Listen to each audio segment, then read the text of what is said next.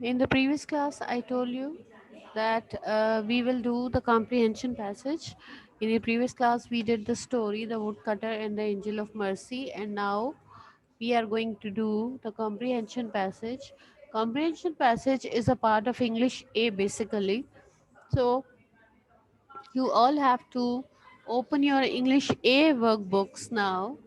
आपको अपनी इंग्लिश ए की वर्कबुक्स खोलनी है और उसके अंदर आप सारे लोग इंग्लिश ए की वर्कबुक के अंदर you have to turn to page number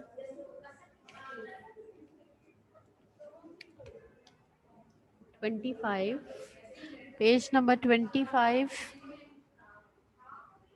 page 25 in your English A workbooks.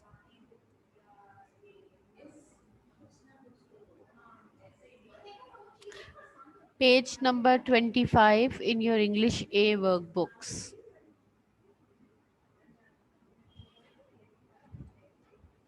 Okay, page 25, उसके ऊपर ये कॉम्प्रिहेंशन पैसेज है, पैसेज नंबर 1। इंग्लिश ए की वर्कबुक में पेज नंबर 25 खोलें। सबसे पहले इसके ऊपर डेट डालें। टुडे इज़ अप्रैल 22, 2021। इस पे आज की डेट डालिए बेटे। मैं आपको ये पैसेज एक्सप्लेन करूँगी and then I will unmute you people one by one and you will tell me the answers of the given questions. ठीक है, अच्छा, आपने क्या करना है, इसके अंदर सबसे पहले डेट डालें अप्रैल 22, 2021। हो गया?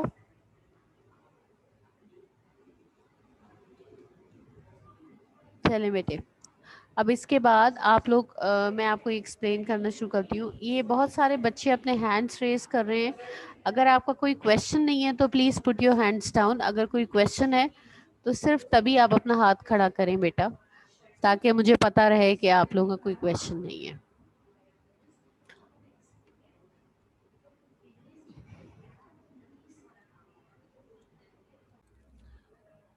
ओके, तो फिर क्या हुआ कि उसके हॉर्न्स जो है वो एक बुश में फंस गए और उसने बड़ी कोशिश की कि वो अपने हॉर्न्स को बाहर निकाले, खींच के बाहर निकाले, but all in when. All in when means सब बेकार में, उसकी सारी कोशिशें बेकार गई। बाय नाउ, अब तक the hounds had come up. The hounds जो थे वो उसके करीब पहुंच चुके थे। कम अप मीन्स उसके पास पहुंच चुके थे। They fell upon him. Fell upon का मतलब होता है अटैक, हमला कर देना। दे फेल अपॉन हिम, उन्होंने उस पर हमला कर दिया। And tore him to pieces, और उसके टुकड़े टुकड़े कर दिए। टोर हिम टू पीसेस, टुकड़े टुकड़े कर दिए। ठीक है, अच्छा, अब ये आप लोगों ने फुल स्टैग स्टोरी 6 क्लास में भी पढ़ी थी, तो you already have the idea of the story. मगर आप लोगों ने अभी क्या करना है, मैंने आप लोगों को वन बाय वन इसके लिए अनम्यूट करना है और आप लोगों ने मुझे बताना है कि किस। Look at question number 1 now. आप लोग अभी क्या करेंगे कि पेंसिल से मार्क करेंगे आंसर्स, ताकि इसको आप कंप्लीट कर सकें। ठीक है, number 1, what was the Stag doing. अच्छा चलो, अब मैं बताती हूँ। अलीजा मरियम, आप बताइए बेटे आंसर नंबर 1। हेलो, अस्सलाम वालेकुम टीचर। वालेकुम अस्सलाम बेटे। The stag was drinking water at a stream. Yes, very good. Answer number 1 देखें, लाइन नंबर 1 पे है। आपने क्या लिखना है, देखो कॉम्प्रीहेंशन जो होता है ना, उसमें खास बात ये होती है कि आपको आंसर हमेशा क्वेश्चन में से निकालना होता है। ठीक है, यानी जिन अल्फाज में आपको क्वेश्चन पूछा जा रहा होता है वही वाले वर्ड्स को यूज करके आपने आंसर लिखना होता है। What was the Stag doing. The stag was drinking water at a stream. क्या लिखना है आपने, the stag was drinking water at a stream. Line number 1 में इसका आंसर मौजूद है। आज स्टैग नहीं लिखेंगे आप, द स्टैग लिखेंगे। The stag was drinking water at a stream. Number 2, what did he see in the water. What did he see in the water. Nimra Shahzad, आप बताइए आंसर। अस्सलाम वालेकुम मिस। वालेकुम सलाम बेटे। इसका मीन्स आंसर है he happened to see his reflection in the water. All right, देखें अगर आप ये लिख देते हैं he happen to see his reflection in the water, ये ठीक है, ये आंसर गलत नहीं है, ठीक है। इसके अलावा आप इस आंसर को इस तरह भी लिख सकते हैं, which is you know comprehension का एक रूल होता है कि आंसर हमेशा टू द पॉइंट दिया जाता है, जो सवाल पूछा जा रहा है उसमें से ही आंसर निकालें। What did he see in the water, इसको आप he happen to see his reflection in the water, ठीक है। अदरवाइज आप ऐसे भी लिख सकते हैं कि he saw his reflection in the water, he saw his reflection in the water, ये भी बिल्कुल करेक्ट आंसर होगा। ठीक है, तो आप लोगों की मर्जी है, आप इसमें से जो भी आंसर लिख सकते हैं। Okay, number 3, why was he pleased. Please यानी उसे किस बात की खुशी हो रही थी। अरीबा इनाम, आप बताइए। Teacher, he was pleased to see his beautiful horns. Yes, line number 2, he was pleased to see his beautiful horns. Answer number 3 mark कर लें सब लोग।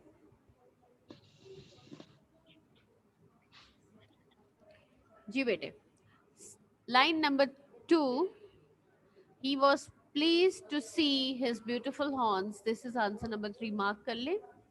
नंबर 4 देखें, what made him sad, what made him sad। Mehreen Waqas, आप बताइए। अस्सलाम वालेकुम teacher. वालेकुम सलाम बेटे। Teacher his thin legs made him sad. Very good, very good. आपका आंसर देखें, अब जैसे जो आपका पैसेज है उसके अंदर लिखा हुआ है कि when he saw his thin legs he felt sad. अभी आपको इस तरह लिखने की जरूरत नहीं है। पॉइंट क्या है, पॉइंट ये है कि जिन वर्ड्स में आपसे क्वेश्चन पूछा जा रहा होता है आपने आंसर उसी में से मॉडिफाई करके लिखना होता है। What made him sad, what की जगह आपने लिख दिया हिज थिन लेग्स, और बाकी मेड हिम सैड वैसे का वैसे आ गया। समझ आ रही है। आप लोगों ने बहुत सारा यानी कि इधर उधर की कहानियां नहीं लिखनी होती हैं, बल्कि कॉम्प्रिहेंशन में always right to the point. इसका मतलब ये नहीं है कि आप वन वर्ड आंसर लिख दें, इसका मतलब ये आंसर तो आपको पूरा सही प्रॉपर सेंटेंस में आंसर देना होता है, लेकिन कोशिश करें कि use the same words that are used in the question. ये एक रूल होता है कॉम्प्रिहेंशन करने का। चलें, what made him sad, his thin legs made him sad. ठीक है, नंबर 5 देखें, व्हाई डिड ही रन।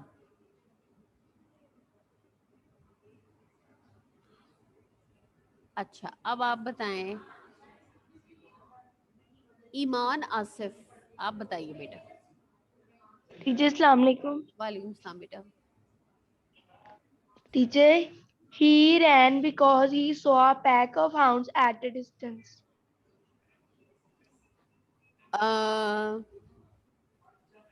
आपको क्या लगता है वो क्यों भागा था, अपनी जान बचाने के लिए भागा था ना, Yes. तो आपको क्या लिखना चाहिए। He ran because नहीं, he ran for his to save life, his life. Yes, he rain for his life, that's it. ऐसा ही हुआ ना, वो अपनी जान Yes. बचाने के लिए भागा ना। चलो, ही रैन फॉर हिज लाइफ, बस। ठीक है,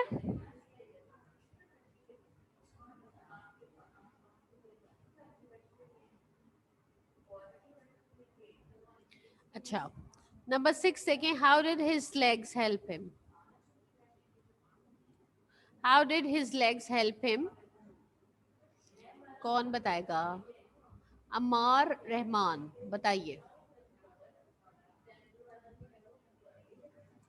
अम्मार रहमान,